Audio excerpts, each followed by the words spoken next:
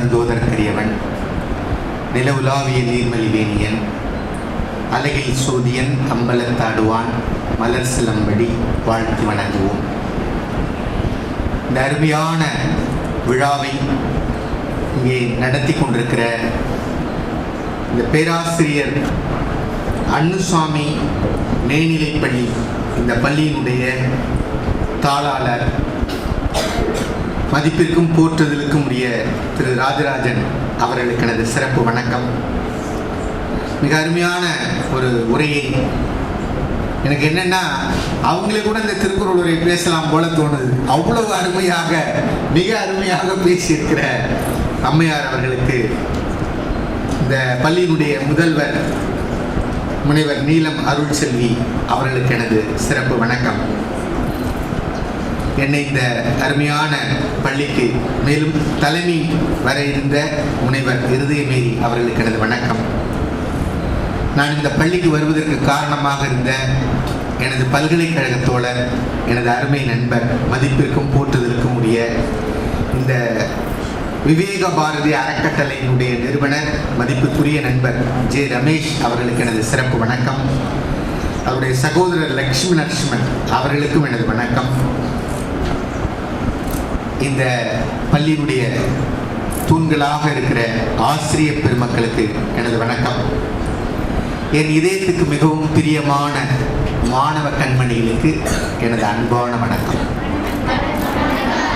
நல்ல பலமா வணக்கம். மிகுந்த மகிழ்ச்சியாக இருக்கிறது, மிகுந்த மகிழ்ச்சியாக இருக்கிறது. எனக்கு பிடித்த ஒரு கவிதையை சொல்லி என் உரையை தொடங்கலாம் என்று நான் எண்ணுகிறேன்.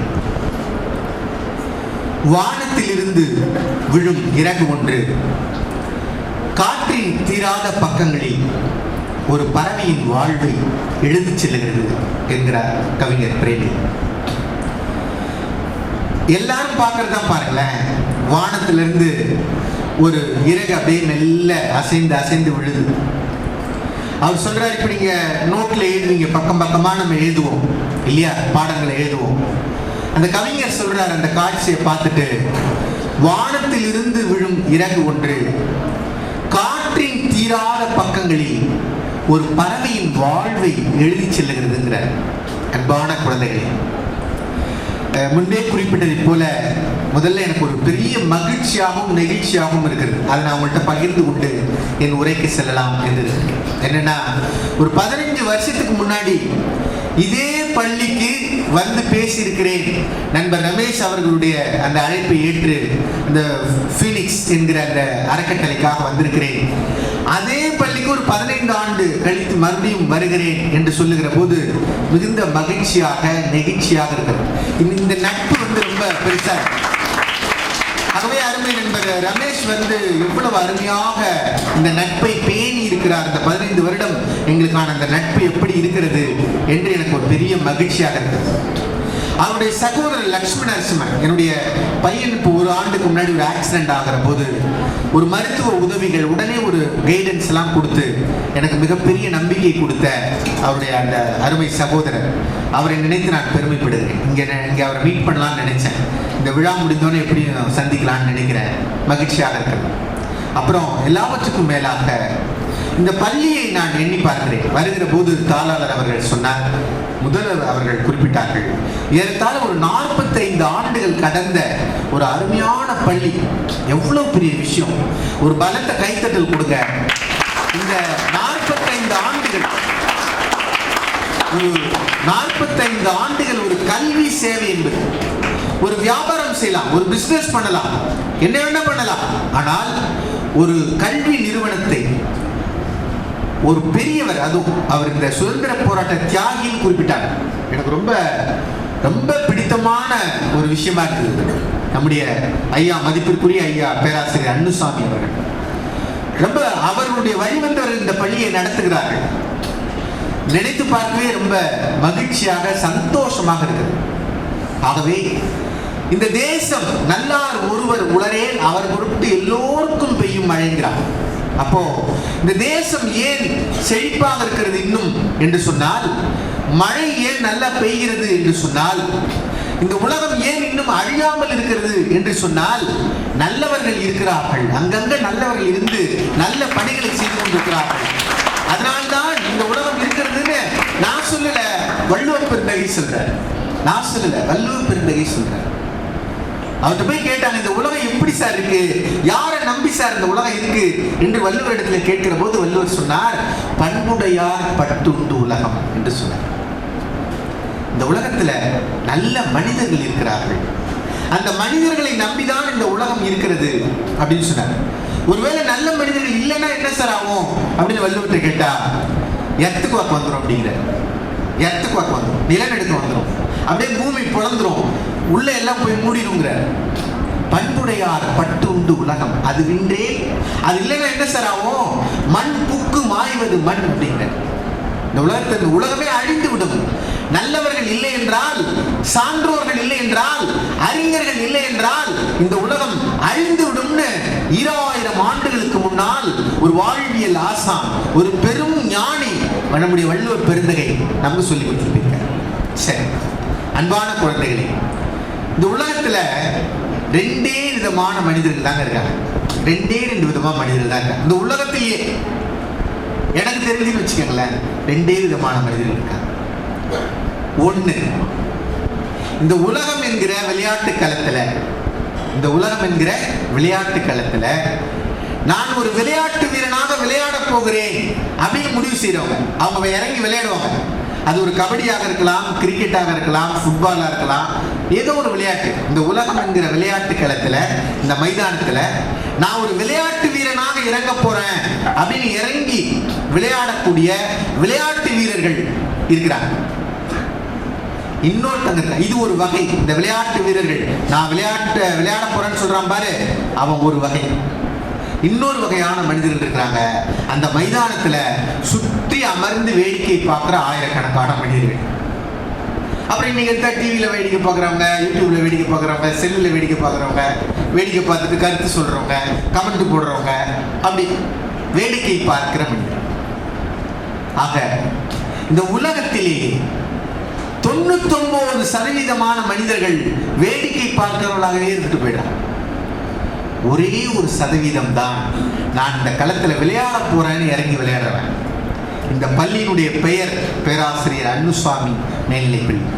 பேராசிரியர் அன்னுசாமி அவர்கள் அந்த 1% ஒரு உத்தமர். பேராசிரியர் அன்னுசாமி அவர்கள் இப்படிப்பட்ட ஒரு பள்ளியை நிறுவி இவ்வளவு ஆயிரக்கணக்கான, இன்னைக்கு எத்தனை 45 ஆண்டுகள்ல எத்தனை ஆயிரக்கணக்கான மாணவர்கள் வெளியே போயிருப்பாங்க, எத்தனை லட்சக்கணக்கான குடும்பங்கள் கல்வி பெற்று இருக்கும், அவர்கள் எவ்வளவு உயர்வான இடங்களுக்கு வந்திருப்பாங்க, எத்தனை மருத்துவர்கள், இன்ஜினியர்கள், IAS, IPS எவ்வளவு பேர் வந்திருப்பாங்க, வெளிநாட்டுல எத்தனை பேர் இருப்பாங்க, எவ்வளவு பெரிய கல்வி சேவை, எவ்வளவு பெரியது. குழந்தைகளே, இந்த திருக்குறள் பயணத்தில் இது என்னுடைய 7வது உரை. ஒரு 2 வாரங்களுக்கு முன்னால் நண்பர் ரமேஷ் அவர்கள் இடத்துல சொன்னேன். அருமையான நண்பர் ரமேஷ் அவர்கள். அவர்கிட்ட சொன்ன, நான் 2 வாரத்துக்கு முன்னாடி என்னுடைய எல்லா பதிவுகளையும் அவர் பார்த்துக்கிட்டு இருக்கார், அவருடைய பதிவுகளையும் நான் பார்த்து கொண்டே இருக்கிறேன். அப்ப நான் 2 வாரத்துக்கு முன்னாடி இந்த மாதிரி திருக்குறள் பயணம் தொடங்கி இருக்கிற ஒரு 133 இடத்துல பேச போறேன் அப்படின்னோட, கட்டாயம் நான் ஒரு முறை உங்களை அழைப்பேன் என்றார். இப்போது நான் 7வது உரையாக இங்கே வந்திருப்பது ரொம்ப மகிழ்ச்சியாக இருக்கு. 7வது உரை, அதுவே பாருங்களேன், ஒரு வாரத்தினுடைய நாட்கள் 7 இல்லையா? ஒரு வாரத்தினுடைய நாட்கள் 7. சப்த சுரங்கள் 7 தான் இசை இல்லையா? அவ்வளவு ஏன் திருக்குறள் ஒவ்வொரு குறள்லயும் எத்தனை வார்த்தை இருக்கு? 7 வார்த்தை தான் இருக்கு. அப்ப எவ்வளவு பொருத்தமாக நான் இந்த பள்ளியில் நின்று கொண்டிருக்கிறேன் என்று எனக்கு ரொம்ப மகிழ்ச்சியா இருக்கு. அடுத்து நான் 8 திசைகளிலும் பயணிக்க போகிறேன். அதற்கு அடித்தளம் விடுகிறது இந்த பள்ளி என்று நான் பெருமை அடைகிறேன். ரொம்ப மகிழ்ச்சியாக இருக்கு அன்பான குழந்தைகளே. இப்ப நான் ஒரு கேள்வி உங்களிடத்துல, ஏன்னா நான் மட்டுமே பேசிக் கொண்டுவதற்காக வரவில்லை, உங்களிடத்துல ஒரு கேள்வியும் அதுக்கான பதிலுமாக என்னுடைய உரையை நான் அமைக்க போறேன். இப்ப 6ஆம் வகுப்புல இருந்து 9ஆம் வகுப்பு வரைக்கும் மாணவர்கள் இருக்கீங்க. 9ஆம் வகுப்பு மாணவர்கள ஒருவர் உங்களுக்கு பிடித்தமான ஒரு குறளை சொல்லுங்க. ஒருவர் 9ஆம் வகுப்புல இருந்து ஒருவர் உங்களுக்கு பிடித்தமான ஒரு குறள் சொல்லலாமா? அங்கிருந்தே சொல்லலாம். அல்லது 8ஆம் வகுப்பு மாணவர் யாரோ ஒருவர் எந்திரித்து ஒரு குறள் சொல்லுங்க, உங்களுக்கு பிடித்தமான குறள். 7ஆம் வகுப்பு. சொல்லுமா. அருமை. ஒரு பலத்தை கைத்தட்டி கொடுங்க. வாய்மை எனப்படுவது யாதெனின் யாதொன்றும் தீமை இல்லாத சொல்ல. அருமையா சொன்னாங்க. அருமை, வாழ்த்துக்கள். இன்னொருத்தங்க சொல்லுங்க. இன்னைக்கு 6வது 7வது மாணவர்கள் ஏதாவது உங்களுக்கு பிடித்த குறள். அருமையான குறள். இயற்றலும் ஈட்டலும் காத்தலும் காத்த வகுத்தலும் வல்லது அரசு. அருமை, பாராட்டுகள். நீங்க அருமை. கற்க கசடர கற்பவை கற்ற பின் நிற்க அதற்கு தக. ஒரு பலத்தை கைத்தறி கொடுங்க 3 பேருக்கும். ஏன்னா கேள்வி கேட்கிற போது நான் வருகிறேன்னு எந்திரிச்சு மேல வராங்க பாருங்க, அது ஒரு பாராட்டுக்குரியது. அருமையான 3 குறள் சொன்னாங்க. அருமை, பாராட்டுகள். அதுல பாருங்க, வாய்மை அப்படிங்கிறாங்க. வள்ளுவர் இந்த 1330 குறள்ல அறத்துப்பால் பொருட்பால்ல மட்டும் ஒரு 4 இடத்துல அவரே ஒரு செல்ஃப் ஸ்டேட்மெண்ட் கொடுக்கிறார். அவரே தோன்றி பேசுகிறார். அதுல ஒரு அதிகாரம் தான் இந்த 30வது அதிகாரம், வாய்மை. அவர் சொல்றாரு, யாம் மெய்யா கண்டவற்றுள் இல்லை அனைத்தொன்றும் வாய்மையின் நல்ல பிறகுற. அருமையான விஷயம். இந்த உலகத்துல நான் பார்த்ததிலேயே யாம் மெய்யா கண்டவற்றுள் இல்லைங்கிற, நான் பார்த்ததிலேயே வாய்மை தவிர வேற எதுவுமே சிறந்தது இல்லைங்கிற அந்த குறளை சொன்ன அருமையான அந்த மாணவிக்கு பாராட்டு. அடுத்து ஒரு அரசு பத்தி ஒரு குறள் சொன்னாங்க பாருங்க. ரொம்ப ஆய்வுக்கு உட்பட்ட குறள் அந்த குறள். ரொம்ப அருமையா சொன்னாங்க. இயற்றலும் ஈட்டலும் காத்தலும் காத்த வகுத்தலும் வல்லது அரசு. எவ்வளவு அருமையானது. ஏன் இந்த குறள் ஏன் முக்கியமான குறள் தெரியுமா? இந்த உலகத்துல இயலாதவர்கள் இருக்கிறாங்க. நம்ம சொல்லப்போன அந்த கோவில்கள்ல இல்ல வாசல்கள்ல அங்க எங்க பார்க்கும் பிச்சை எடுப்பவர்கள் நம்ம குறிப்பிடுறோம். அவர்கள் அவங்க முடியல பிச்சை எடுக்கிறாங்க. அப்போ இவர்களை பற்றி நாம் என்ன எண்ணுவது? ஏன் இந்த தேசம் இப்படி சுதந்திரம் அடைந்து நாம இப்ப இந்த சுதந்திரத்தை 4 நாள்ல கொண்டாட போறோம். சுதந்திர போராட்ட தியாகி இருக்கிறார் ஐயா பொண்ணு நம்முடைய அண்ணுசாமி அவர்கள். அப்போ இத்தனை ஆண்டுகள் கழித்தும் இந்த தேசத்துல இப்படி பிச்சை எடுக்கிறவர்கள் இருக்கிறார்களே நம்ம வருத்தப்படுறோம்.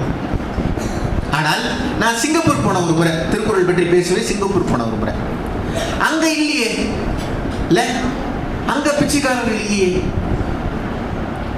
வள்ளுவர் ஒரு இடத்துல சொல்ற, இறந்தும் உயிர் வாழ்தல் வேண்டின் அப்படிங்கிறார்.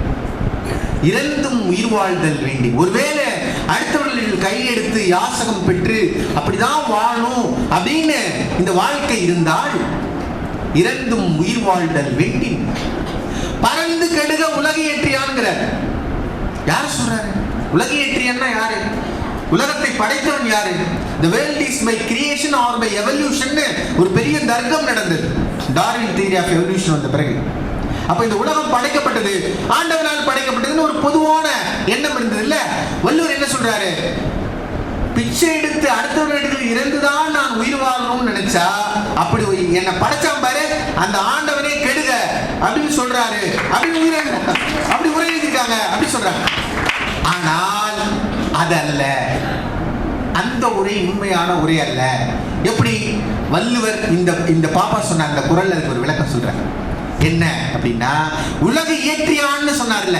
உலகை இயற்றியான். உலகை இயற்றியான் யாரு? கடவுளா? இல்ல. நம்ம என்ன பண்றோம்னா நம்ம தப்புக்கெல்லாம் கடவுள் மேல பாரத்தை போட்டுருது. என்ன நம்ம போய் இடிச்சுக்கிட்டு இந்த கல் இடிச்சிச்சு சார் அப்படிம்போம். காலில் என்ன மரத்த கல் இடிச்சிச்சு சார், நாம தானே போய் இடிச்சுட்டோம் அதுல இல்லையா? இன்னைக்கு அப்படி இருக்கிறாங்க குழந்தைங்க. ஆனால் மிக அருமையான குழந்தைங்க. நீங்க இவ்வளவு அமைதியா கேட்கறது எனக்கு ரொம்ப மகிழ்ச்சியா இருக்கு. நான் இதை சொல்லிட்டு அடுத்த செய்திக்கு வரேன். உலகை ஏற்றியான் யார் என்றால் இந்த குறள்ல பதில் சொல்றார் வள்ளுவர். உலகை ஏற்றியான் கடவுள் இல்லப்பா, நீ ஏன் human error. It is a human error. மனிதன் செய்யற தவறுல ஏன்டா நீ கடவுளுங்கிற அப்படின்னு சொல்லிட்டு வள்ளுவர் சொல்றாரு. இயற்றலும் ஈட்டலும் காத்தலும் காத்த வகுத்தலும் அரசுங்கிற. அது அரசன். அப்போ இயற்றியான் என்பது யாரை குறிக்கும் என்றால், யார் அந்த நாட்டை ஆளுகிறானோ அந்த அரசனை குறிக்கும்னு சொன்னார். இந்தியாவில் ஏன்டா பிச்சைக்காரர் இருக்காங்கன்னா இந்தியாவில் அப்படி இருக்கு அரசாங்கம் அர்த்தம். சிங்கப்பூர்ல ஏன் பிச்சைக்காரர் இருக்காங்கன்னா அங்க அரசாங்கம் அப்படி இருக்குன்னு அர்த்தம். அதான் பதில். இயற்றலும் ஈட்டல். இயற்றல் இயற்றுபவர் யார்? பிளான் போடுறது யாரு? ஒரு அரசாங்கம். நேரு இந்த நாடு சுதந்திர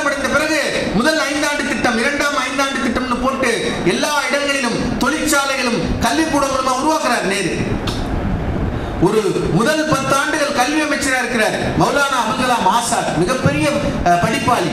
அவர் தான் இந்த மிகப்பெரிய தொழில் நிறுவனங்களை, கல்வி நிறுவனங்கள் எல்லாம் உருவாக்குனவர், IIT எல்லாம் உருவாக்குனவர். அப்படி திட்டமிட்டு வளர்த்தாங்க.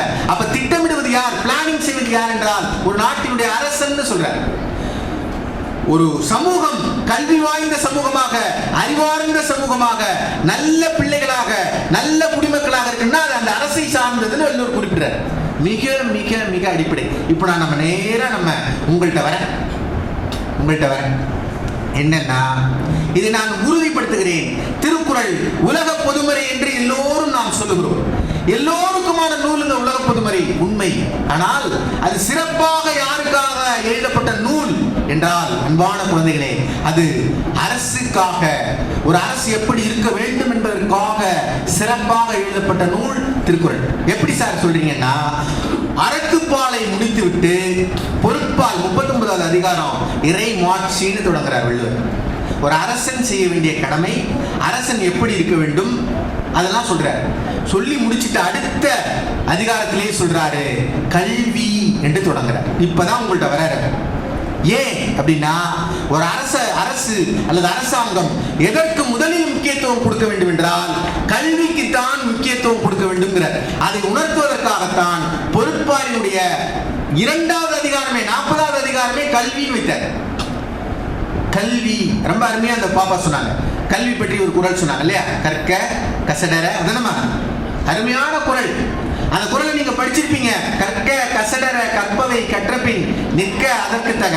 அந்த குறளை எப்படி படிக்க வேண்டும் என்றால், அந்த கற்க முதல் வார்த்தை இருக்கு பாருங்க, அதை எடுத்து எல்லா இடத்திலும் பொருத்தி பார்க்க வேண்டும். அன்பான குழந்தைகளே, கற்க கற்க கசடர கற்க கற்பவை கற்க கற்றபின் கற்க நிற்க கற்க அதற்கு தக கற்க. அப்படி படிக்கணும் அந்த குறளை, அப்படி படிக்கணும். 2வது செய்தி, 2வது அந்த கற்க குறள்ல துணை எழுத்து இருக்கா பாருங்க. கற்க கசடர கற்பவை கற்றபின் நிற்க அதற்கு தக. துணை எழுத்து இருக்கா, கால் வாங்கின எழுத்து நெடில் இருக்கா, இருக்காது. ஏன்னா நீங்க நல்லா கல்வி கட்டுறீங்கன்னா, இந்த அன்னுசாமி பள்ளியில நீங்க நல்லா கல்வி கட்டுறீங்கன்னா, நீங்க யாருடைய காலிலையும் நிக்க வேணாம், நீங்க உங்க சொந்த காலிலேயே நிக்கலாங்கிறார். துணைக்காலே இல்ல, நோ டிபெண்டன்ஸ். நீங்க நல்லா கல்வி கட்டுட்டீங்கன்னா நீங்க வேற யாருடைய காலிலையும் நிக்க வேணாம், உங்க காலிலேயே நிக்கலாங்கிற அந்த குறள்ல. அது மட்டும் இல்ல, அன்பான குழந்தைகளே, இந்த கல்வி எவ்வளவு முக்கியமானது, எவ்வளவு முக்கியமானது. நான் தொடக்கத்தில் ஒரு கேள்வி கேட்டேன், நீங்கள் யாராக இருக்க போகிறீர்கள்? நாம யாராக இருக்க போறோம்? விளையாடுகிறவர்களாக இருக்க போறோமா, வேடிக்கை பார்க்கிறவர்களாக இருக்க போறோம்? வெரி குட், அருமை, நல்ல கைத்தட்டல் கொடுங்க. அருமை. விளையாடக்கூடியவர்களாக இருக்க வேண்டும். அப்படின்னா வாழ்க்கையில் எதை நாம் கற்றுக்கொள்ள வேண்டும்? நம்ம பென்சில் இருக்குல்லப்பா, பென்சில் எல்லாரும் பயன்படுத்துறோம் இல்லையா? இன்னைக்கு LKG UKGல இருந்து பேராசிரியர் வரைக்கும் எல்லாருமே பென்சில் பயன்படுத்துறோம் இல்லையா? பயன்படுத்துறோம். அந்த பென்சிலை, இது ஒரு குட்டி கதை கேளுங்களேன். அந்த பென்சிலை தயார் பண்றாங்க. தயார் பண்ணிட்டு அடுத்த நாள் அது வியாபாரத்துக்கு கடைக்கு போகுது. இப்ப அந்த பென்சில் தன்னை தயாரித்தவர்கிட்ட கேட்டுச்சான், எனக்கு ஏதாவது சொல்லுங்க. இப்போ நீங்க இந்த ஸ்கூல் முடிச்சு வெளியில போகிற போது நம்முடைய தாளாளர், முதல்வர் எல்லாம் உங்களுக்கு ஒரு பெரிய ஆண்டு விழா நடத்துவாங்க, இல்லை ஃபேர்வெல் நடத்துவாங்க, ஏதாவது செய்திகள் சொல்லி அனுப்புவாங்க இல்லையா? அதுபோல அந்த பென்சில் சொன்னதான், எனக்கு ஏதாவது சொல்லுங்க, நாளைக்கு நான் வெளியில போறேன், எனக்கு ஏதாவது சொல்லுங்க அப்படின்னு அந்த பென்சில் கேட்டுச்சான். அந்த பென்சிலை தயாரித்தவர் சொன்னார், ஒரு 4 விஷயம் சொல்றேன், அதை ஞாபகம் வச்சுக்கோம், வாழ்க்கை நல்லா இருக்கும்னாராம். இது பென்சிலுக்கு சொல்லப்பட்டதா நமக்கு சொல்லப்பட்டதாங்கிறது இந்த கதை முடிவில் உங்களுக்கு தெரியும். முதல்ல ஒன்று சொன்னார், உன்னை செதுக்குவார்கள், அப்படி செதுக்குகிற போது உனக்கு வலிக்கும். உன்னை செதுக்குவார்கள், அப்படி செதுக்குகிற போது உனக்கு வலிக்கும். அந்த வலியை பொறுத்து கொள்ளக்கூடிய பக்குவத்தை நீ பெற்றுவிட்டால் நீ இந்த சமூகத்துக்கு பயன்படுவாயின. ஒன்று புரியுன்னு நினைக்கிறேன் இல்லையா? பென்சில் நம்ம சீவுறோம், அப்படி சீவினாதான் அதை நம்ம எழுதி பயன்படுத்த முடியும். அப்போ ஒன்று. இது எப்படி உங்களுக்கு பொருந்தும்? பள்ளியில் ஆசிரியர்கள் அல்லது வீட்டில் பெற்றோர்கள், பெரியவர்கள் உங்களை செதுக்குகிறார்கள். படிங்க, நல்ல எக்ஸாம் வருது, எக்ஸாமுக்கு நல்லா படிங்க, நல்ல ஆக்டிவிட்டிஸ் பண்ணுங்க, பிரைட்டா இருங்க, கேள்வி கேட்டா பதில் சொல்லுங்க, ஹேண்ட் ரைட்டிங் அழகா எழுதுங்க, நல்ல படிங்க, அப்பதான் பெரிய ஆளா வரும், வாழ்க்கையில வீணாயிடும் அப்படின்னு இவர்கள் ஏன் உங்களை வலியுறுத்தி கொண்டே இருக்கிறார்கள்? அது உங்களுக்கு சில நேரத்துல போர் அடிக்கிற மாதிரி இருக்கும். என்ன டீச்சர் எப்ப பார்த்தாலும் படிக்கிட்டே இருக்காங்க அப்படின்னு உங்களுக்கு தோணும். ஆனால் அவங்க உங்களை செதுக்குகிறார்கள்.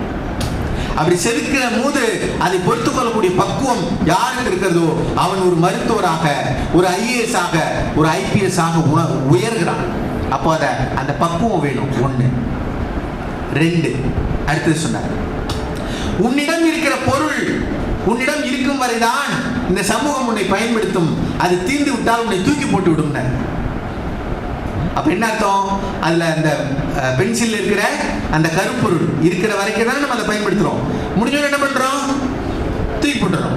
அப்ப இது எதை சொல்லுகிறது என்றால், அன்பான குழந்தைகளே, மிக அடிப்படையான விஷயம் இது. வாழ்நாள் முழுக்க நான் MA MPhil PhD நண்பரோட படித்தேன் பாண்டி யூனிவர்சிட்டியில். அப்புறம் ஒரு MA, அப்புறம் PhD தமிழ் அண்ணாமலை யூனிவர்சிட்டியில் பண்ணேன். ஒரு 30 நூல்கள் எழுதியிருக்கிறேன். கல்வி, வரலாறு, இலக்கியம், உலக இலக்கியம் படித்துக்கொண்டே இருக்கேன். இன்றைக்கும் நான் படிச்சுக்கிட்டே தான் இருக்கேன். Learning is life long process. படிச்சுக்கிட்டே தான் இருக்கோம், கற்றுக்கொண்டே தான் இருக்கோம், நம்ம கற்றுக்கொண்டே தான் இருக்கோம். அவர் சொல்றார், ஏன் கற்றுக்கொண்டே இருக்கோம்? ஏன் என்றால், நம்மிடம் இருக்கிற பொருள் தீர்ந்து விட்டால் இந்த சமூகம் நம்மை தூக்கி போட்டுவிடும். அப்போ நீங்க எப்பயுமே அறிவார்ந்தவர்களாக இருக்க வேண்டும் என்றால் நல்ல நல்ல புத்தகங்களை, உங்கள் வாழ்க்கைக்கு இப்ப என்ன தேவை? நீங்க பள்ளி படிக்கிற பிள்ளைகள் உங்கள் பாட புத்தகத்தை நன்றாக படிக்க வேண்டும். முதல் கடமை படிப்பு, அதெல்லாம் படிக்கணும். அப்புறம் வளர்ந்து நல்ல நல்ல புத்தகங்களை தேடி அறிவை வளர்த்துக் கொள்ளக்கூடிய புத்தகங்களை படித்துக் கொண்டே இருக்க வேண்டும். அப்படி இருந்தாதான் இந்த சமூகத்தை நீங்க பயன்படுவீங்க, இல்லைன்னா உங்களை தூக்கி போட்டு விடுங்க. 2. 3வது ஒரு விஷயம் சொன்னார், நீ தவறு செய்வாய். அப்படி தவறு செய்கிற போது அதை சரி செய்யக்கூடிய வாய்ப்பு உனக்கு இருக்கும். அதை சரி செய்து விடு. ஏனென்றால் யார் ஒருவர் தன்னுடைய தவறை சரி செய்து கொண்டே வருகிறானோ அவன்தான் வாழ்க்கை இலக்கை எட்டி பிடிக்கிறான் அப்படின்னு சொன்னார். இப்ப நீங்க பென்சில் எடுத்துட்டா எழுதும் போது தப்பு வந்துடும், உடனே அதை அடிச்சுட்டு சரியா எழுதலாமா? அந்த வாய்ப்பு இருக்கா? பென்சில்ல இருக்கு. நாம் மனிதர்கள் என்றால் தவறு செய்வது இயல்பு. அப்போ அந்த தவறை எவன் ஒருவன் திருத்திக் கொண்டே வருகிறானோ, ரெக்டிஃபை யுவர் மிஸ்டேக்ஸ் என்று சொல்கிறார். எவன் ஒருவன் தன்னுடைய தவறை சரி செய்து கொண்டு, இந்த எக்ஸாம்ல 60 மார்க் வாங்கிருக்கீங்க, அடுத்ததுல 90 மார்க் வாங்கணும். அப்ப எந்தெந்த கேள்வியில எங்கெங்க மிஸ்டேக் பண்ணோம் அதை பார்க்கணும், அதை சரி செய்யணும், மறுபடியும் படிச்சு பார்க்கணும், மறுபடியும் எழுதி பார்க்கணும். அப்போ உங்களுடைய தப்பை சரி செய்து கொள்ளலாம். வாழ்க்கையில ஏதோ தவறு செஞ்சிட்டோம், அதை சரி பண்ணணும். யாரையோ அடிச்சிட்டோம், இல்ல இனிமே அடிக்க கூடாது. யார்ட்டையோ கோபப்பட்டுட்டோம், யார்ட்டையோ கடுமையா பேசிட்டோம், உடனே தன்னை தான் சரி செய்து கொண்டே வர வேண்டும். ஏதோ ஒரு மிஸ்டேக் பண்ணிட்டோம், அதை சரி செய்து கொள்ள வேண்டும். இப்படி உன்னுடைய தவறை எவன் ஒருவன் சரி செய்து கொண்டே வருகிறானோ அவன் வாழ்க்கையில் உயர்கிறான் அப்படின்னு 3வது விஷயம் சொன்னார். 4வது ஒரு விஷயம் சொன்னார், அருமையான ஒரு விஷயம். இதான் மிக முக்கியமான விஷயம். அன்பான குழந்தைகளே, அவர் சொல்றாரு, எந்த வாய்ப்பு கிடைத்தாலும் அதில் உன் தடத்தை அழுத்தமாக பதிவு செய்து விடு. எந்த வாய்ப்பு கிடைத்தாலும் அதில் உன் தடத்தை அழுத்தமாக பதிவு செய்து விடு அப்படிங்கிற. நீங்க ஒரு பென்சில் எடுத்துட்டீங்கன்னா பேப்பர்ல எழுதும், ஆனா அந்த நோட்டு அட்டையில எழுதும். நீங்க பறிச்சுட்டீங்கன்னா அதுல எழுதும், செவுத்துல எழுதும், பெஞ்சில் எழுதும், இல்லையா? எதுல வேணா எழுதும். பென்சில் எங்க வேணா எழுதும். என்ன அர்த்தம்? எந்த வாய்ப்பு கிடைத்தாலும் அதில் தன் தடத்தை அழுத்தமாக பதிவு செய்வது பென்சில். அதை போல நீங்கள் நல்லா படிச்சு ஒரு பெரிய மருத்துவராக வரணும், பொறியாளராக வரணும், இல்ல ஒரு உயர்ந்த ஒரு பெரிய அப்துல் கலாம் போல ஒரு விஞ்ஞானியா வரணும் அப்படின்னு மனசுல முடிவு பண்ணீங்கன்னா அதை நோக்கி நீங்கள் பயணித்துக் கொண்டே இருக்க வேண்டும். 1. இல்ல ஒரு விளையாட்டுல உங்களுக்கு ஆர்வம் இருக்கிறது என்றால், ஒரு கிரிக்கெட் வீரர் போல, ஒரு மகேந்திர சிங் தோனி, ஒரு விராட் கோலி, அப்படி நீங்க வரணும்னு ஆசைப்பட்டா, இப்போ ஒரு பையன் IPL 35 பால்ல 100 ரன் அடிக்கிறான். அவன் எத்தனாவது படிக்கிற மாணவன்? 14 வயசு நிரம்பிய மாணவன், கிட்டத்தட்ட 9வது படிக்கிற பையன். ஒரு பீகாரை சேர்ந்த இளைஞன், ஒரு கடைக்கோடி கிராமத்தை சேர்ந்த இளைஞன் 35 பால்ல 100 ரன் அடிக்கிறான். இந்தியாவை திருப்பி பாக்குது. இவன் அடுத்த டெண்டுல்கர் வந்து விட்டாங்க. இப்போ இல்லையா, உங்களுக்கு ஒரு வேலை விளையாட்டில் ஆர்வம் இருந்தால் அதை நோக்கி பயணியுங்கள். உங்களுக்கு நல்ல பாட தெரியும் அப்படின்னா, இது மாதிரி மேடை கிடைக்கிற போது உங்களுக்கு வாய்ப்பு கிடைத்தால் உடனே பாடிவிட வேண்டும். இல்ல நல்லா உங்களுக்கு ஆட தெரியும்னா ஆடணும். எதுல உங்களுக்கு ஆர்வம் இருக்கிறதோ அதற்கான வாய்ப்பு கிடைத்தால் அதில் உடனே உங்கள் தடத்தை பதிவு செய்துவிட வேண்டும். நான் 1ஆம் வகுப்புல 1ஆவது படிச்சுட்டு இருக்கும் போது என்னோட ஆசிரியர் பேரு பத்மாவதி. அந்த டீச்சர் என்னை அடையாளம் கண்டுபிடிச்சி மேடையில் ஏற்றி எனக்கு ஒரு பாட்டு சொல்லி கொடுத்தாங்க. அந்த பாட்டு பாருங்க, 1ஆவது படிக்கும்போது சொல்லி கொடுத்தாங்க. நான் இன்னும் அந்த பாட்டை மறக்கலை. தாடி நீந்த தாத்தா தடவி ஒரு நாள் பார்த்தா, மாடப்புறா 2 மணிப்புறா 2 கூடு கட்டி அங்கே வாழ்ந்து வந்தன நன்று, அச்சு அச்சு தும்பினார் அவை அனைத்தும் பறந்தன. இது நான் 1ஆம் வகுப்புல பாடின பாட்டு. என்னுடைய டீச்சர் பத்மாவதி அவர்கள், நான் என்னுடைய 1ஆம் வகுப்பு டீச்சர் ஞாபகம் வச்சிருக்க பாருங்க. அவர்கள் எங்கு இருக்கிறாங்க இல்ல, அவருடைய திசை நோக்கி நான் வணங்குகிறேன், அவர் பாதத்தை நான் பணிகிறேன். காரணம், அன்பான குழந்தைகளே, அவர்கள் கண்டுபிடிச்சாங்க பாருங்க. அவங்க கண்டுபிடிச்சாங்க பாருங்க. என்ன அவங்க 2 விஷயம் கண்டுபிடிச்சிருக்காங்க. நான் அடிக்கடி பல மேடைகளில் சொல்லியிருக்கேன். 2 விஷயம் என்னோட டீச்சர் கண்டுபிடிச்சிருக்காங்க. ஒன்று, இந்த பையன்கிட்ட ஏதோ இருக்கு, இவன் நல்ல எதிர்காலத்தில் நல்ல பேச்சாளனாக ஏதோ வரப்போறான் அப்படின்னு என்னை கண்டுபிடிச்சு என்னை தூக்குனாங்க. 2, எதிர்காலத்தில் இவன் தாடி வைப்பான்னு அவங்க தெரிஞ்சிருக்கு போல, அதனால தாடி நீந்த தாத்தா பாட்டை கொடுத்துருக்காங்க. அன்பான ஆசிரியர் பெருமக்களே, உங்களுக்கு ஒரு செய்தி சொல்கிறேன். நம்ம இந்தியாவுடைய மிகப்பெரிய கார்ட்டூனிஸ்ட் ஆர்.கே. லக்ஷ்மண், அவர் தன்னோட பயோகிராஃபியில ஒரு வார்த்தை பதிவு செய்தார். அன்பான குழந்தைகளே, உங்களோட ஓவியம் நல்லா வரையக்கூடியவங்க எத்தனை பேர் இருக்கீங்க? கை தூக்கு பார்ப்போம். நல்ல ஓவியம், வெரி குட், கைகளை போடும். உங்களுக்கான செய்தி தான் இது. நம்ம நாட்டினுடைய இந்திய தேசத்தினுடைய ஆர்.கே. லக்ஷ்மண் ஒரு பெரிய கார்ட்டூனிஸ்ட், பெரிய ஓவியர். அவர் சொல்றார், தன்னோட பயோகிராஃபியில சொல்றாரு, நான் அப்ப 2ஆம் வகுப்பு படிச்சுட்டு இருந்தேன். நீங்க எல்லாம் 6ஆம் வகுப்பு மேல இருக்கீங்க இல்லையா? அவர் சொல்றாரு, நான் அப்ப 2ஆம் வகுப்பு படித்துக் கொண்டிருந்தேன். நான் ரொம்ப உள்ள ஒரு மனிதன். அவர் எழுதுறார், ஆசிரியர்கள் கவனிக்கணும். நான் 2ஆம் வகுப்பு படித்துக் கொண்டிருந்தேன். நான் கூச்ச சுபாவம் உள்ள ஒரு மனிதன். எங்க டீச்சர் எனக்கு என்ன பண்ணாங்க, எல்லாரும் ஒரு இலை ஓவியம் வரைஞ்சிட்டு வாங்க அப்படின்னு சொன்னாங்க. நான் ஒரு இலை ஓவியம் வரைந்தேன். இப்ப வரைஞ்சவங்களாம் கொண்டு வந்து காட்டுங்க அப்படின்னு எங்க டீச்சர் கூப்பிட்டாங்க. எனக்கு கூச்சமாக இருந்தது. நான் வரைந்த இலை ஓவியம் நல்லா இருக்குதா நல்லா இல்லையா, டீச்சர் பாராட்டுவாங்களா இல்ல எல்லாரும் பார்த்து சிரிப்பாங்களா, கிண்டல் பண்ணுவாங்களா, அப்படி பண்ணிட்டா என்ன பண்றது அப்படின்னு நான் தயங்கி தயங்கி தயங்கி அமர்ந்திருந்தேன். என்னோட டீச்சர் ஒவ்வொருவராக அழைத்தார். நான் தயங்கி நிற்பதை பார்த்து, இங்க வா லக்ஷ்மண், இங்க வா என்று என்னை அழைத்தார். அருகே அழைத்து, முக்கியமான விஷயம் பாருங்க, நான் வரைந்த அந்த இலை ஓவியத்தை பார்த்து விட்டு, அவர் அன்றைக்கு செய்ததுதான் இன்றைக்கு நான் இவ்வளவு பெரிய புகழ்பெற்ற ஓவியனாக வருவதற்கு காரணம்னு லக்ஷ்மண் எழுதுறாரு. அப்படி அந்த டீச்சர் என்ன செஞ்சாங்கன்னா, அந்த 2ஆம் வகுப்பு மாணவன் வரைந்த இலை ஓவியத்தை எடுத்து பார்த்துட்டு, என்ன அருமையா தத்ரூபமா வரைஞ்சிருக்கானே இந்த பையன் அப்படின்னு சொல்லி அதை எடுத்து பார்த்து விட்டு உயர தூக்கி பிடித்தார்கள். எங்கள் வகுப்பில் இருந்த எல்லாரிடமும் காட்டி, இங்க பாருங்க நம்ம லக்ஷ்மண் இவ்வளவு அருமையாக வரைந்திருக்கிறான், அவனை பாராட்டி எல்லாம் கை தட்டுங்க அப்படின்னு சொன்னாங்க. அது மட்டுமல்ல, எதிர்காலத்தில் மிக சிறந்த ஓவியனாக வருவான் இந்த லக்ஷ்மண் என்று என்னுடைய டீச்சர் அன்னைக்கு சொன்னாங்க. அந்த வார்த்தை தான், அந்த உற்சாகம் தான் என்னை உற்சாகப்படுத்தியது. இன்றைக்கு நான் மிகப்பெரிய ஓவியனாக வருவதற்கு முதல் காரணம் என்னுடைய ஆசிரியர் என்று. மாணவர்களுக்கு தயக்கம் இருக்கும். தன்னை வெளிப்படுத்திக் கொள்வதை எல்லா மாணவர்களும் ஒன்று போல இருக்க மாட்டார்கள். சிலருக்கு தயக்கம் இருக்கும். அவர்கள் தயங்குவதனாலே அவர்கள் எதுவும் இல்லாதவர்கள் என்ற அர்த்தம் அல்ல. இந்தியாவின் மிக சிறந்த சிந்தனையாளர் எங்களுடைய ஜே கிருஷ்ணமூர்த்தி சொல்றார். 2 விஷயம் சொல்றார். ஒண்ணு, பள்ளியில 2 விஷயம் செய்யாதீங்கிறார். ரொம்ப கஷ்டம். அவர் பள்ளியில அதை செய்யறார். there is no competition and there is no comparison என்று சொல்றார். ஒரு குழந்தையை இன்னொரு குழந்தையோட கம்பேர் பண்ணாதீங்க. நம்ம பெற்றோர்கள் சொல்லுவாங்க, அந்த ஏத்துக்கிட்டு குழந்தைய பாரு நல்லா படிக்குது, நீ தான் தண்டம் மக்கு இப்படியே சொல்றது. அவனை பாரு நல்லா இருக்கு, இவளை பாரு நல்லா இருக்கு. இல்லை, எவ்ரி இண்டிவிஜுவல், ஒவ்வொருவருக்குள்ளும் ஒரு திறமை இருக்கிறது. அவன் ஒரு படிப்பாளியா வருவான், வரலன்னா நல்ல விளையாட்டு வேணா வந்துட்டு போறான்.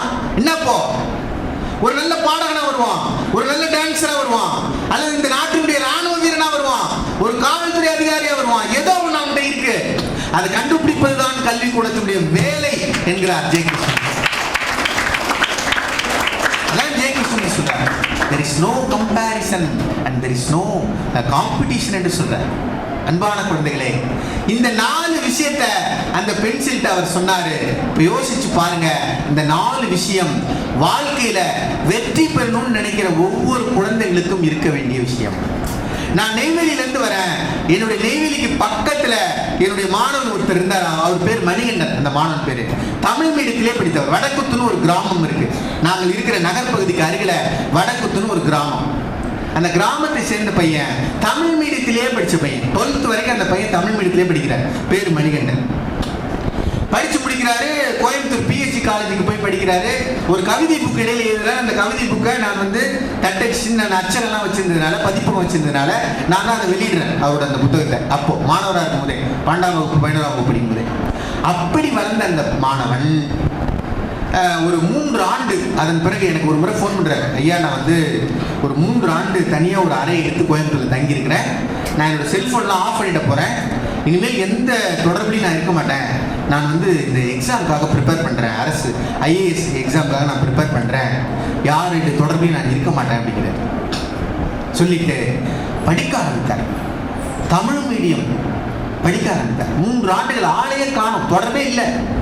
ஒரு 5 ஆண்டுகள் கழித்து, அருமை மாணவர்களே கவனியுங்கள், ஒரு 5 ஆண்டுகள் கழித்து பேப்பர்ல செய்தி, தொலைக்காட்சியில செய்தி, எல்லாத்தையும் செய்தி, வடக்குத்தை சேர்ந்த தமிழ் மீடியத்தில் படித்த மாணவன் மணிகண்டன் IAS தேர்விலே தமிழில் எழுதி பாஸ் செய்தார், தேர்வாகிவிட்டார், அவர் IAS அதிகாரியாக வந்து விட்டார் என்று எல்லா செய்திகளும், எல்லா செய்தி நிறுவனங்களும் போடுது. தமிழ் மீடியத்தில் படித்தவரே இன்றைக்கு அவர் ஒரு வட மாநிலத்தில் ஒரு IAS அதிகாரியாக பணியாற்றி கொண்டிருக்கிறார். மணிகண்டன் என்கிற அந்த மாணவர். இப்ப சமீபத்தில் நடந்த ஒரு விஷயம். அன்பான குழந்தைகளே, உங்களுக்கு நான் அதைத்தான் சொல்லுகிறேன். நீங்கள் வாழ்க்கையில ஒரு இலக்கை வைத்துக் கொள்ளுங்கள். நான் இதுதான் வரப்போறேன் அப்படின்னு ஒரு இலக்கை வைத்துக் கொள்ளுங்கள். அதற்காக உழையுங்கள். வள்ளுவர்கிட்ட போய் கேட்டேன், எப்படி சார் உழைக்கணும், இந்த குழந்தைகள் எப்படி உழைக்கணும் அப்படின்னு வள்ளுவர்கிட்ட கேட்டேன். வள்ளுவர் சொன்னாரு, ஆக்கம் அதர்வினாய் செல்லும். ஆக்கம் அதர்வினாய் செல்லும். வழி கேட்டுக்கிட்டு வருமா? என்னது? பெயர், புகழ், செல்வம் எல்லாம், இந்த உலகத்தில் இருக்கிற ஒப்பற்ற விஷயங்கள் எல்லாம் வழி கேட்டு கொண்டு வருமா? யாருக்கு? ஆக்கம் அதர்வினாய் செல்லும்.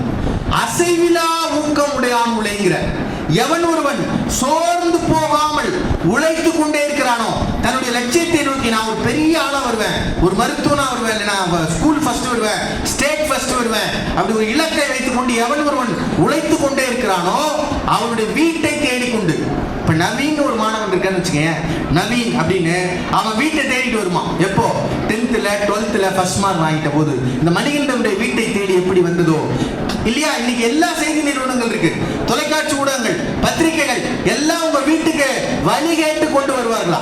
ஆக்கம் அதர்வினாய் செல்லும், அசைவிலா ஊக்கம் உடையான் உழையினர். இதான் முக்கியமான வார்த்தை சார். மிக முக்கியமான வார்த்தை என்னன்னா, இந்த அசைவிலா ஊக்கம் உடையான் உழை.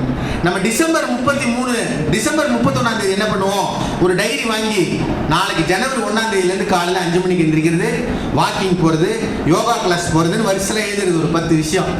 என்ன, நீங்க மாணவர்கள் நல்லா படிக்கிறது, ஏதோ ஒன்று எழுதுறது. அப்புறம் ஜனவரி 1 வரும், 2 வரும், 3ஆம் தேதி அதெல்லாம் மறந்துடுவோம். மறுபடியும் டிசம்பர் 31ஆம் தேதி எழுதுறது, நான் அந்த புத்தாண்டுல இப்படி எல்லாம் இருக்க போறேன். இல்லை, நெவர். வள்ளுவன் சொல்லுகிறார், அசைவிலா ஊக்கம் உடையான் உழை. யார் வெற்றி பெறுகிறான் வாழ்க்கையில? யார் வெற்றி பெறுகிறார்கள்? நான் முன்பே குறிப்பிட்டேனே, அந்த விளையாட்டு களத்தில் நான் ஒன்று சாதிக்க போகிறேன், சாதிக்கிறான்ல, அது யார் என்றால், யார் ஒருவன் தன்னுடைய இலக்கை நிர்மாணித்துக் கொண்டு அந்த இலக்கை நோக்கி அசையாமல் பிரயாணிக்கிறானோ, முயற்சி செய்து கொண்டே இருக்கிறானோ, உழைத்துக் கொண்டே இருக்கிறானோ, அவன் வெற்றி பெறுகிறான்.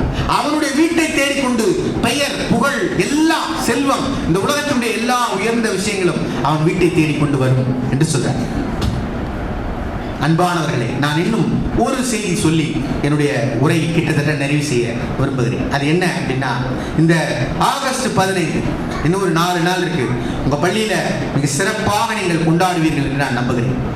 இந்த இந்திய தேசத்தினுடைய சுதந்திரம் எவ்வளவு பெரிய விஷயம் இல்லையா? இந்த இந்திய தேசத்தினுடைய சுதந்திரம் எவ்வளவு பெரிய விஷயம்.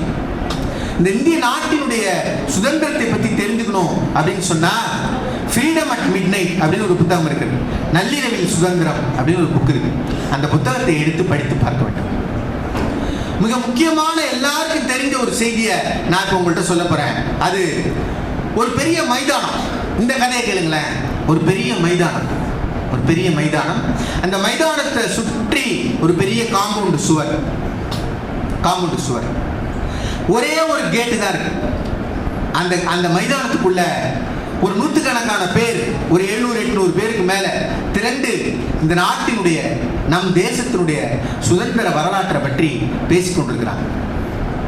அப்போ ஜெனரல் டயர், வெள்ளையர்கள் காலம் ஜெனரல் டயர் அங்க உள்ளவர தன்னுடைய பீரங்கிகளை எடுத்துக்கொண்டு, தன்னுடைய பீரங்கி வீரர்களை எடுத்துக்கொண்டு அங்க உள்ள வந்து அந்த பாதைகளை அடைக்கிறார். பாதைகளை அடைச்சிட்டு அவ்வளவுதான் ஷூட் அப்படிங்கிறார், அவ்வளவுதான் ஃபயர் அப்படின்னார். அங்கு இருப்பவர்களை நோக்கி தோட்டாக்கள் சுட்டுக்கொண்டே இருக்கு. அந்த மைதானத்துக்கு நடுவுல ஒரு கிணறு. அந்த கிணத்துல போய் எல்லாம் விழுகுறாங்க.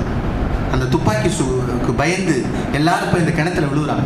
காம்பவுண்டு சுவர் ஏற முடியாத தூரம், யாரும் ஏற முடியல. இவர்கள் சுட்டுக்கொண்டே இருக்கிறார்கள். நூற்றுக்கணக்கான பேர் அப்படியே இறந்து போய் விழுந்து கொண்டே இருக்கிறார்கள். அந்த கூட்டத்துக்கு ஒரு அம்மா வந்தார். தன்னுடைய 2 குழந்தைகளை எடுத்துக்கொண்டு வந்தார். ஒரு குழந்தை கை குழந்தை, இன்னொருவன் ஒரு 6-7 வயது நிரம்பிய சிறுவன். இப்ப சுடப்படுறாங்க. அப்படி சுடுகிற போது அந்த அம்மா என்ன பண்றாங்க, அந்த கையில் இருக்கிற குழந்தையை பிடித்து கொண்டு ஓடுறாங்க. இங்கும் அங்குமாக ஓடுகிறாங்க.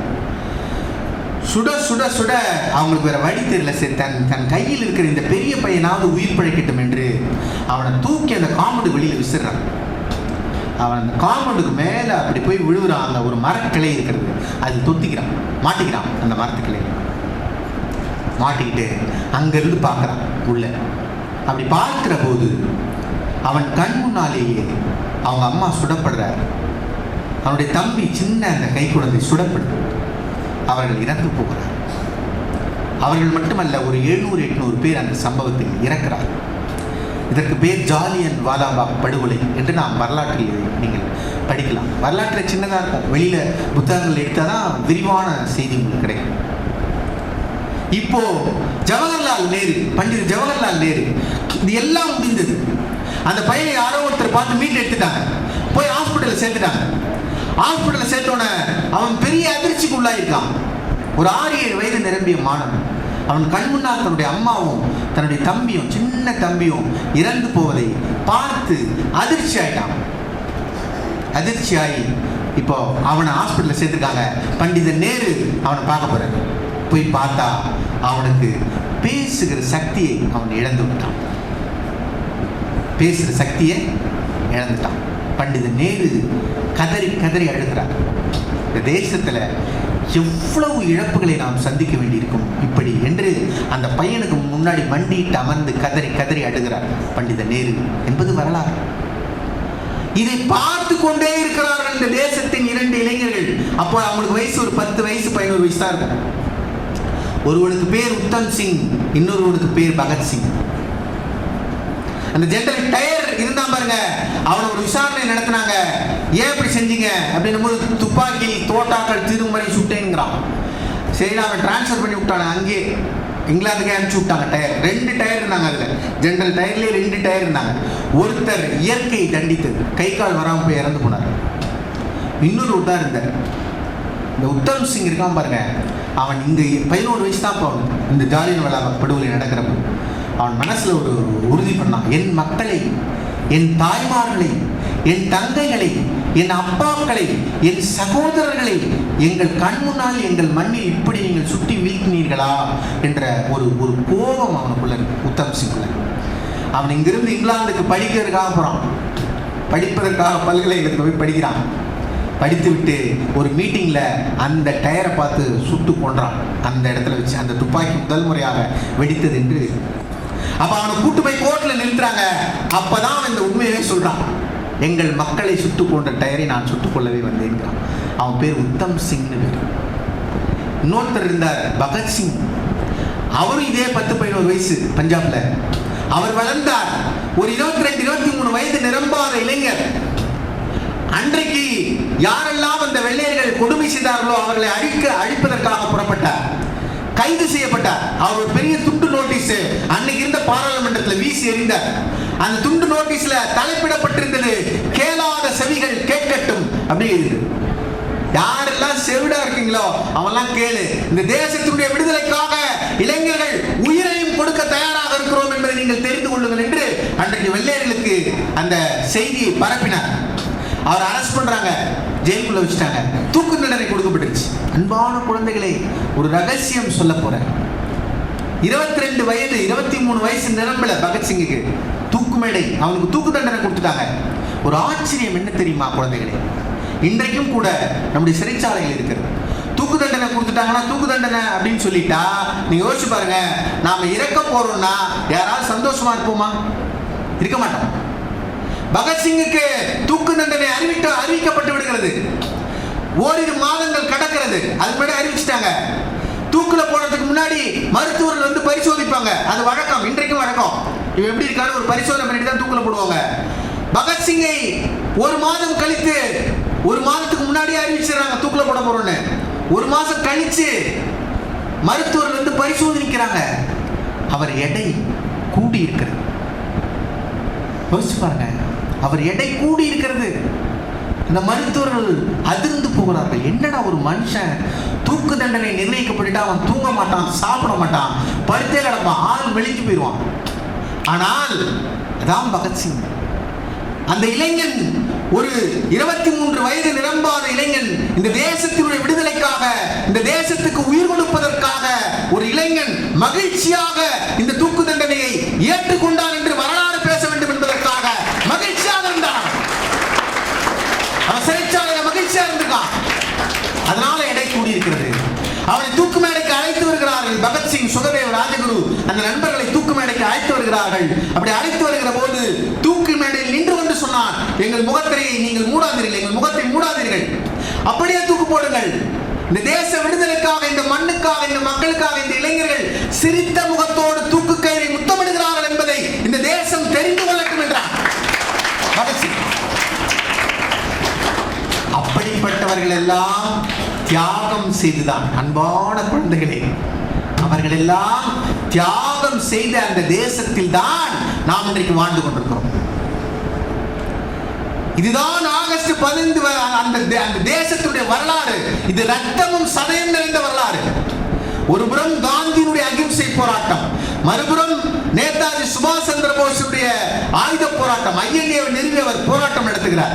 இன்னொரு புறம் பகத்சிங் போல, உத்தம் சிங் போல எண்ணற்ற இளைஞர்கள் தன்னெழுச்சியாக போராட்டம். இப்படி எல்லாம் சேர்ந்துதான் இந்தியாவினுடைய சுதந்திரம். அதுதான் இப்போது உங்கள் கைகளில் இருக்க போகிறது. இப்போது நான் உங்களை கேட்கிறேன், நீங்கள் என்ன செய்ய போகிறீர்கள்? இந்த தேசம் இவ்வளவு பெரிய விஷயத்தை நமக்காக கொடுத்திருக்கிறது. ஒரு அருமையான சூழலை உங்களுக்கு கொடுத்திருக்கு. ஒரு நல்ல பள்ளிக்கூடம், நல்ல கல்வி சாலை, நல்ல ஆசிரியர் பெருமக்கள், நல்ல ஒரு சூழல், இவ்வளவு உங்களுக்கு கிடைச்சிருக்கு. இவ்வளவும் கிடைக்காத குழந்தைகள் இன்றைக்கும் இந்த தேசத்தில் இருக்கிறார்களா இல்லையா? இருக்காங்க. நீங்க சிவகாசிக்கு போய் இல்ல திருப்பூருக்கு போய் பாருங்க. அங்க இந்த கல்வி வாய்ப்பு மறுக்கப்பட்ட குழந்தைகள் இன்றைக்கும் இருக்கிறார்கள். அந்த நாளில் சின்ன வயசுல பள்ளிக்கூடம் நானும் போகல, அப்பாவும் படிக்கல, அம்மாவும் படிக்கல, படிப்பின் அவசியம் தெரியல, படிப்பின் அவசியம் தெரியல. கழனி காட்டுல கால்பதியும் செத்துல களை எடுப்பா எங்க ஆத்தா, கருவ காட்டுல காளி தெச்ச முள்ளோட விறகு பொறுக்கும் இந்த பாப்பா, விறகு பொறுக்கும் இந்த பாப்பா. சிட்டு குருவி போல சின்ன சிறு செல்லாம் பள்ளிக்கூடம் போறத பாப்பா, திருவோர திண்ணையில கால் மடக்கி உட்காந்தி தீக்குச்சி அடுக்கும் இந்த பாப்பா, தீக்குச்சி அடுக்கும் இந்த பாப்பா. பள்ளிக்கூட மணி அடிக்க படப்படன்னு மனசடிக்க கண்ணத்துல கண்ணீர் சரியும், இவ கவுனு துணி கூட நனையும் என்று இன்றைக்கும்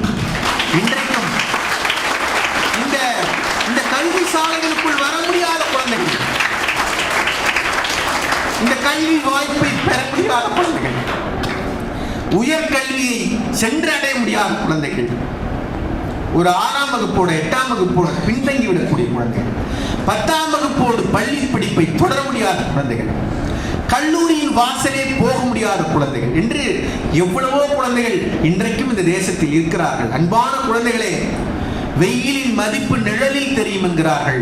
உங்களுக்கு சொல்லுகிறேன், இந்த அருமையான வாய்ப்பு உங்களுக்கு கிடைத்திருக்கிறது. ஒரு நல்ல பள்ளிக்கூடம், நான் அதை அதனால தான் அழுத்தி சொல்றேன்.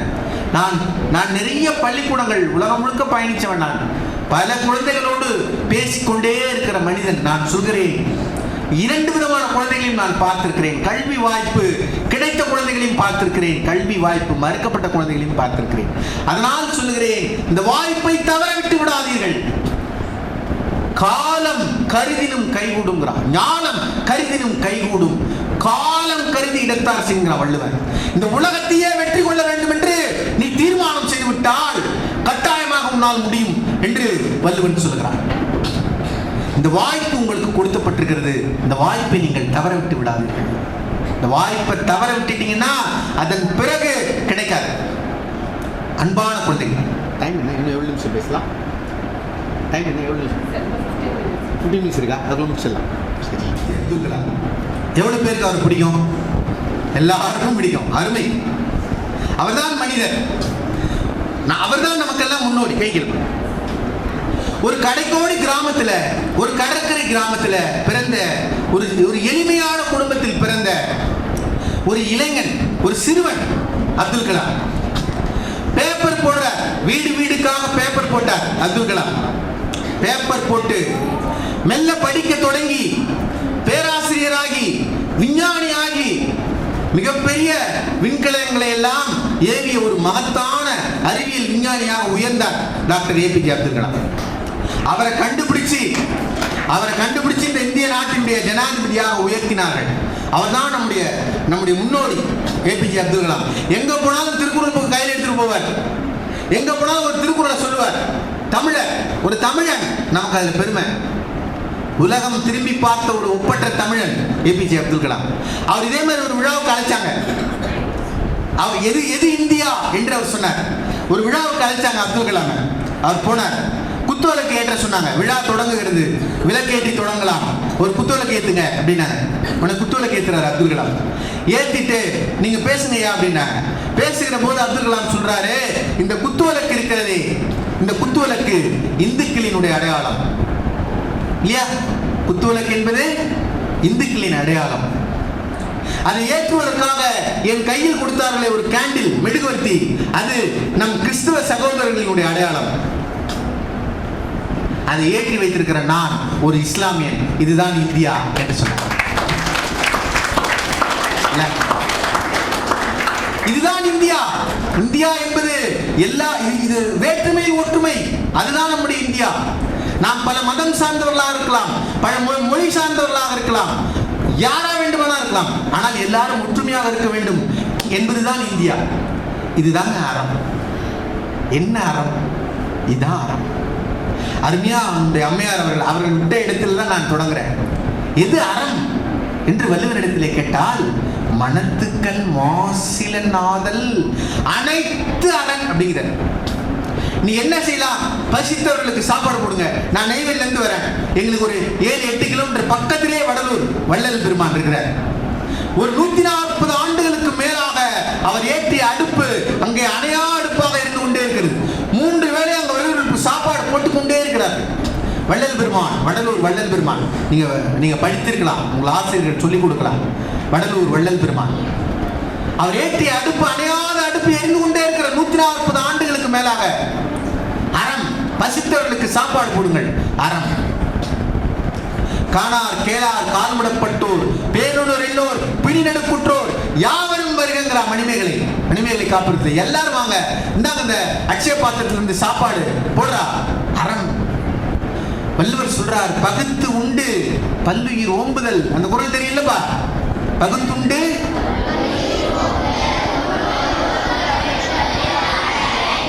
வள்ளுவர் ஒரு மிகப்பெரிய ஆசான், மிகப்பெரிய ஞானி. அவர் சொன்னாலே நம்ம கேட்போம். நான் சொல்றேன், எல்லாருக்கும் கொடுத்துட்டு சாப்பிடுங்க. அந்த குறளை தான் சொல்லுது, பகுத்து உண்டு. எல்லாருக்கும் உன்கிட்ட இருக்கிறத தான் தான் என்று நாமளே சாப்பிடக்கூடாது. நம்ம வீட்லயே நம்ம பெற்றோர்கள் வந்து உருவாக்கிறாங்க. குழந்தைக்கு டிஃபன் பாக்ஸ்ல சாப்பாடு போட்டு கொடுக்கும் போதே யாருக்கும் கொடுக்காத, நீ மட்டும் சாப்பிட்டு உருவாக்குறாங்க இல்லையா? ஒரு சங்கடமான விஷயம். அப்போ பகுத்து உண்டு, உன்னிடம் இருப்பதை நீ மட்டும் இல்ல பகுத்து கொடுத்து சாப்பிடு அப்படின்னு நான் சொல்றேன்னு வள்ளுவன் சொல்லுனாலே நம்ம கேட்டிருப்போம். வள்ளுவனுடைய யார் பெரியார்? ஆனால் வள்ளுவரிடம் இருக்கிற அந்த பணிவை நாம் கற்றுக்கொள்ள வேண்டும் குழந்தைகளே. அவர் சொல்றாரு, பகுத்து உண்டு பல்லுயிர் ஓம்புதல் அப்படின்னு சொல்லிட்டு நூலோர் தொகுத்தவற்றுள் எல்லாம் தலை என்று சொல்றார். அது என்ன அர்த்தம் தெரியுமா? எனக்கு முன்னால் மிகப்பெரிய சான்றோர்கள், எனக்கு முன்னால் மிகப்பெரிய அறிவாளிகள் வாழ்ந்திருக்கிறார்கள், தத்துவ ஞானிகள் வாழ்ந்திருக்கிறார்கள், அறத்தை நேசித்தவர்கள் வாழ்ந்திருக்கிறார்கள், அவர்கள் நூல்கள் செய்திருக்கிறார்கள். அந்த நூல்களில் எல்லாம் சொல்லுகிற ஒப்பற்ற தலையாய, தலை என்றால் பிரின்ஸ் என்ற அர்த்தம், பிரின்சிபல்னா தலைமையானவர் அர்த்தம். தலையானது எனக்கு முன்னால் வாழ்ந்த மனிதர்கள் சொன்ன கருத்துக்களில் எல்லாம் தலையாயது இந்த கருத்து. அதனால பகுத்து உண்டு பல்லுயிர் ஓம்புதல் நூலோர் தொகுத்தவற்றுள் எல்லாம் தலையினர். இதாரம். இது மட்டுமா அறம்? நீங்க கல்வி படிக்கிறீங்க, எது அறிவு? நீங்க படிக்கிற குழந்தைகள் எது அறிவு? எது அறிவு? அறிவுனா என்னப்பா?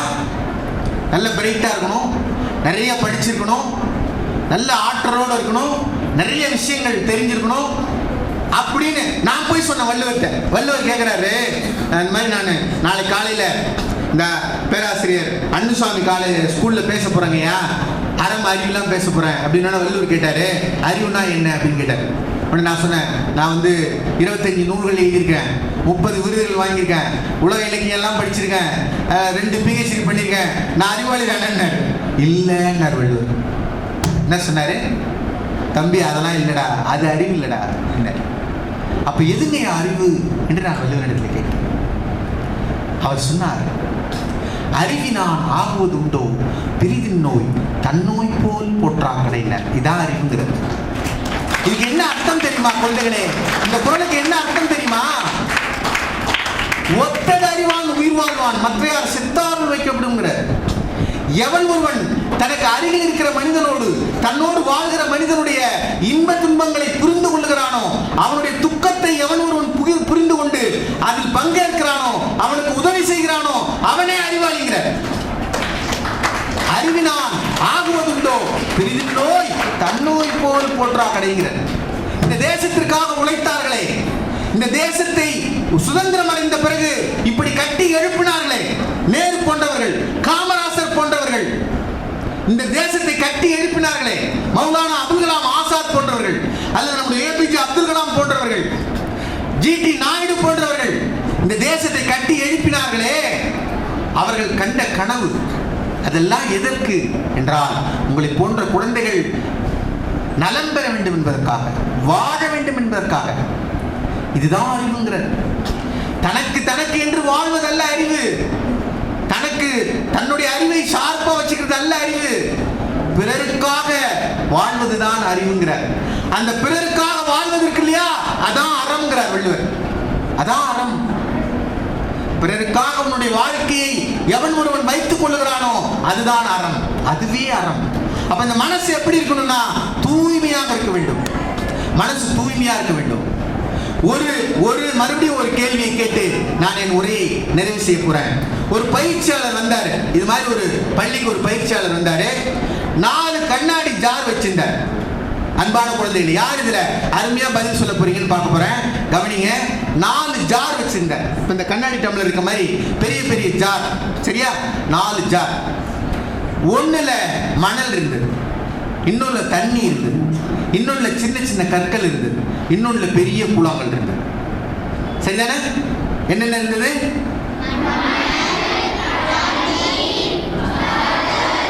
பெரிய கல், பெரிய கூழாங்கல், பெரிய பெரிய கல் இருந்தது. 4 இருந்தது. 5வது ஒரு ஜார் வச்சார், பெரிய ஜார். இந்த 4 எடுத்து அதுல கொட்டினா அது ஃபுல்லா ரம்பிடும். அது மாதிரி ஒரு ஜார். இப்ப 2 கேள்வி. அன்பான குழந்தைகளே, 2 கேள்வி. அவர் என்ன கேட்டாரு? இந்த 4 இருக்கே, இதை எடுத்து அதுல கொட்டுனா அது ரம்பிடும். ஆனா ஒரு ஆர்டர்ல கொட்டினா தான் ரம்பும், மாத்தி கொட்டினா ரம்பாது. எந்த ஆர்டர்ல கொட்டணும், எதை முதல்ல கொட்டணும், எதை 2வது போடணும், எதை 3வது போடணும், எதை 4வது போடணும் அப்படின்னு கேட்டார். அது ஒரு கேள்வி. இந்த கேள்விக்கு சரியா நீங்க பதில் சொன்னீங்கன்னா 50 மார்க். இன்னொரு கேள்வி, எதை முதலில் போட வேண்டும்னு சொன்னால ஏன் போடணும்னு கேட்குறேன். அந்த முதல்ல போடணும்னு நீங்கள் ஒன்று சொன்னீங்கன்னா அது ஏன் முதல்ல போடணும், அதுக்கு என்ன காரணம்னு கேட்டார். இந்த 2 கேள்வி கேட்டார். இப்போ பதில் சொல்லுங்க. ஒரு கேள்விக்கு பதில் சொல்லுங்க. எதை முதல்ல போடணும், 2வது போடணும். யாராவது ஒருத்தவங்க சொல்லுங்க. ஒருத்தவங்க சொல்லுங்க. சொல்லாமா? யார் என்ன சொல்ல சொன்னீங்களே? மணல். மணல், சின்ன கல், அப்புறம் பெரிய கல், அப்புறம் தண்ணி. அப்படியா? யாராவது ஒருத்தர் கரெக்டா சொல்லுங்க மறுபடியும். இப்ப நீங்க சொன்னதை ஒரு கரெக்டா சொல்லுங்க. ஃபர்ஸ்ட் மணல், சின்ன கல்லு, பெரிய கல்லு, தண்ணி. சரிதானமா? அவ்வளவுதானே? சரி. சரியாப்பா? சரியா இல்லையா? அப்ப யாராவது சொல்லுங்க, ட்ரை பண்ணுங்க. பெரிய கல்லு. யார் பெரிய கல்லுன்னு முதல்ல சொன்னது யாரு? நீ சொன்னியா? சரி, ரைட்டு. பெரிய கல்லு, அப்புறம் சின்ன கல்லு, அப்புறம் மணல். கை தட்டுங்க, நல்லா கிளாப் பண்ணுங்க. பாராட்டுகள். 50 மதிப்பெண் உங்களுக்கு. மிக சரியா சொல்லிட்டீங்க. முதல்ல பெரிய கல்லை போடணும், அப்பதான் சின்ன சின்ன கேப் இருக்கும். அப்ப அந்த சின்ன கல்லை எடுத்து போட்டு குளுக்கணும்னா அது அங்கங்க போய் செட்டில் ஆயிடும். அப்புறம் மணல் எடுத்து போட்டு மறுபடியும் குளுக்கணும்னா மறுபடியும் செட்டில் ஆயிடும். கடைசியா தண்ணி எடுத்து ஊற்றணும்னா ஃபுல்லா நிரம்பிடும். இதான் கரெக்ட். அருமையா பதில் சொன்னீங்க. இந்த பள்ளியின் குழந்தைகள் மிக சிறந்த குழந்தைகள். 50 மதிப்பெண்.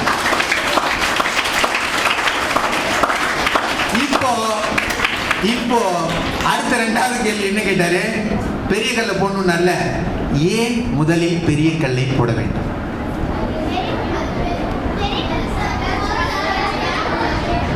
பெரிய கல்லை போட்டதான் சரியாகும். அது சரி, அதற்கும் நம்ம வாழ்க்கைக்கு என்ன சம்பந்தம்? இது ஒரு லேப்ல ஒன்று செய்யறோம், அதுக்கு நம்ம வாழ்க்கைக்கு ஒரு பயன் இருக்கணும் இல்லையா? பயனே இல்லாத ஒன்றை ஏன் செய்யணும்? எதை செஞ்சாலும் நம்ம வாழ்க்கையோட அதை பொருத்தி பார்க்கணும். முதல்ல பெரிய கல்லை போடணும். சரி, அதுக்கும் நம்ம வாழ்க்கைக்கு என்ன பயன், என்ன சம்பந்தம்? ஏன் முதலில் பெரிய கல்லை போட வேண்டும்? சரி, அருமை. அதற்கான பதில் சொல்லி நான் என் உரையை நிறைவு போகிறேன். அன்பான குழந்தைகளே, இந்த உலகத்தில் நான் தொடங்கிய இடத்துக்கே வரேன். நீங்கள் விளையாட்டு வீரராக இந்த வாழ்க்கையை விளையாட வேண்டும் என்று ஆசைப்பட்டால் உங்களிடமிருந்து தான் ஒரு அப்துல் கலாம் வருவார்.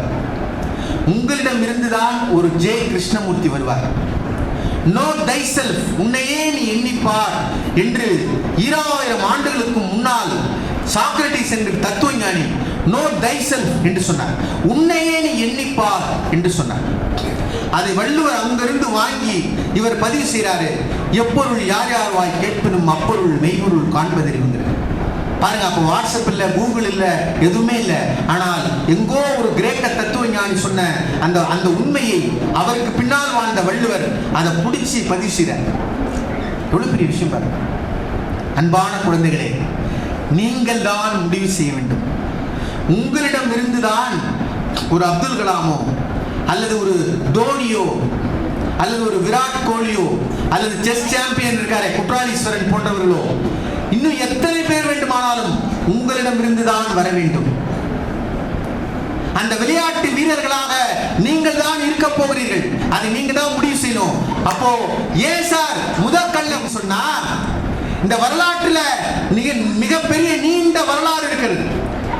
மிகப்பெரிய அறிவியலாளர்கள் இருக்கிறார்கள், ஆராய்ச்சியாளர்கள் இருக்கிறார்கள், வரலாறு படைத்தவர்கள் இருக்கிறார்கள், தத்துவ ஞானிகள் இருக்கிறார்கள், கல்வியாளர்கள் இருக்கிறார்கள்.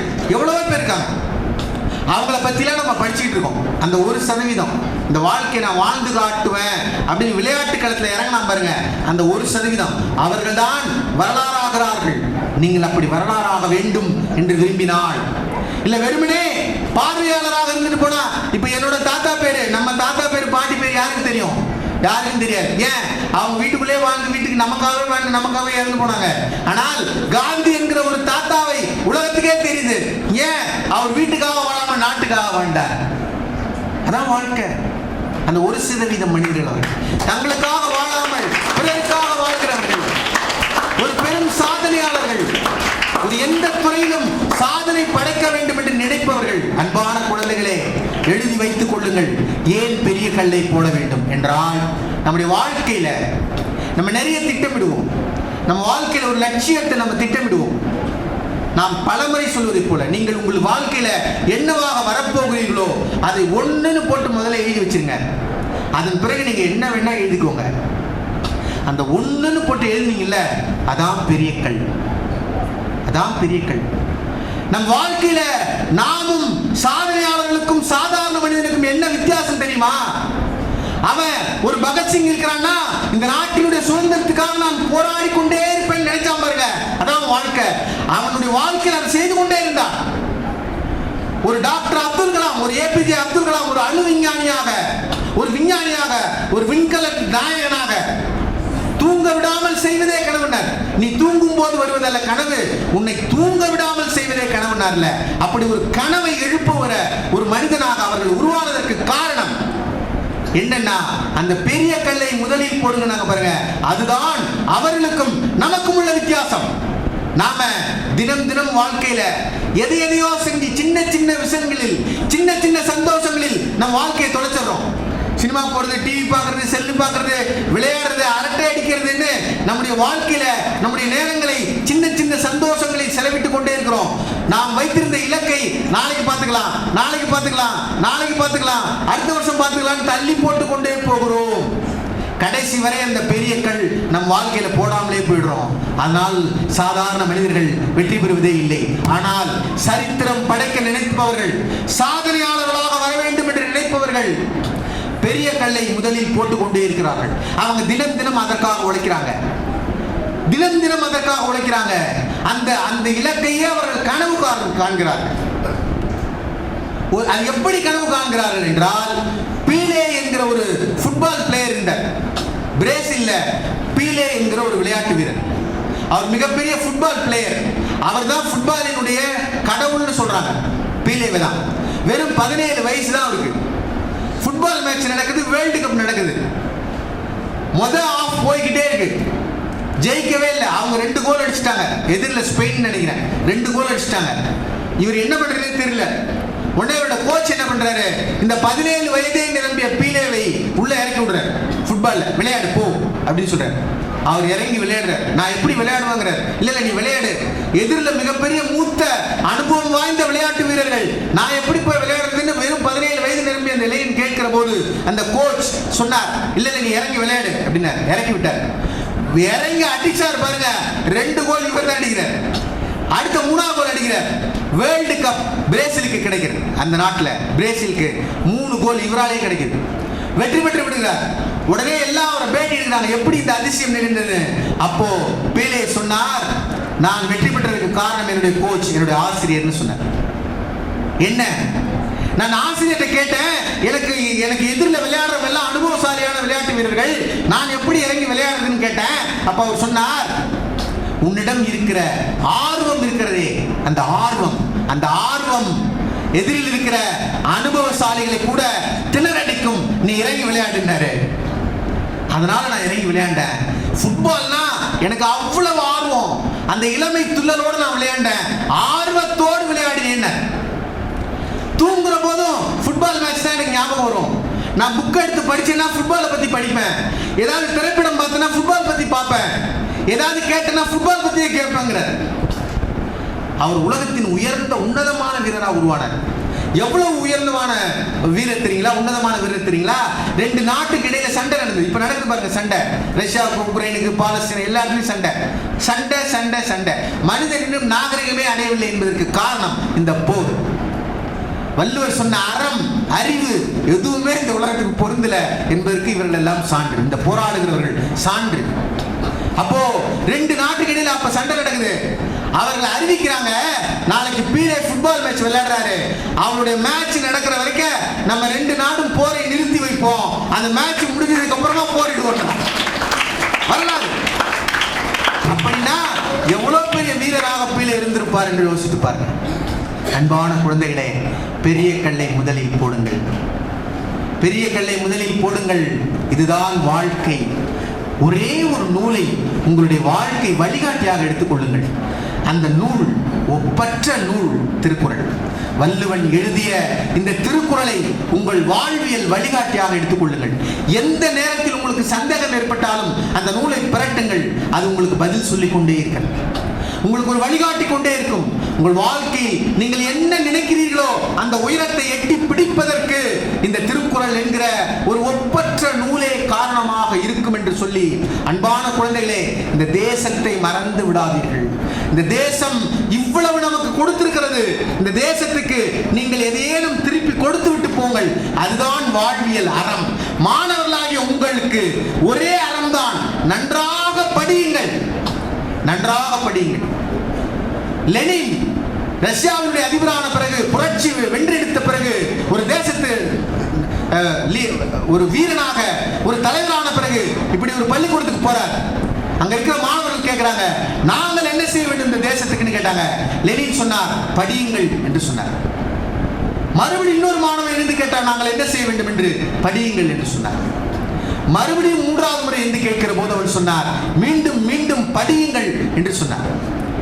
ஏனென்றால் கல்விதான் உங்கள் வாழ்க்கையை மாற்றும், ஒரு சமூகத்தை மாற்றும், ஒரு தேசத்தை மாற்றும் முன்னேற்றம் என்றால் அது கல்விதான்.